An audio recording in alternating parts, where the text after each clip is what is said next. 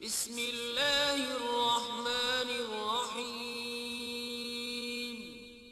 شروع اللہ کے نام سے جو بڑا مہربان نہایت رحم والا ہے۔ مزید اچھی ویڈیو دیکھنے کے لیے ہمارے چینل کو سبسکرائب کریں اور بیل آئیکن پر کلک ضرور کیجیے۔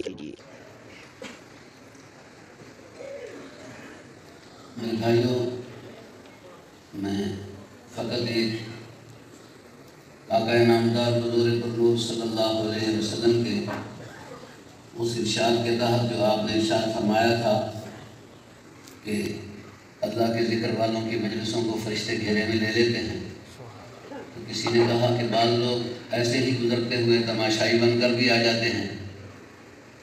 تو حضور صلی اللہ علیہ وسلم کے بعض روایات میں جو ارشادات ہیں ان میں سے ایک یہ ہے کہ ھذا المجلس لا یشقی جلیسہ، یہ ایسی پاکیزہ مجلس ہے کہ اس میں ایسے ہی آ کر بیٹھنے والا بھی محروم نہیں رہتا۔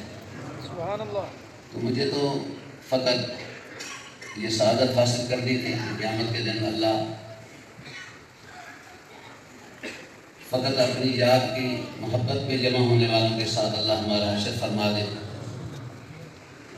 حضرت اقدس کے ارشاد پر میرا ذہن بڑا منتشر ہے، لیکن میں حکم ہے امر فوق الادب کے تحت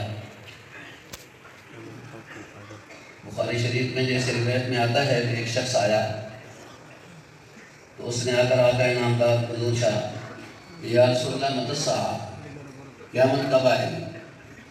آقا نامدار صلی اللہ علیہ وسلم نے ارشاد فرمایا ویحک ما عادت رہا، اللہ تیرا بھلا کرے، تم نے اس کے لیے تیاری کون سی کی؟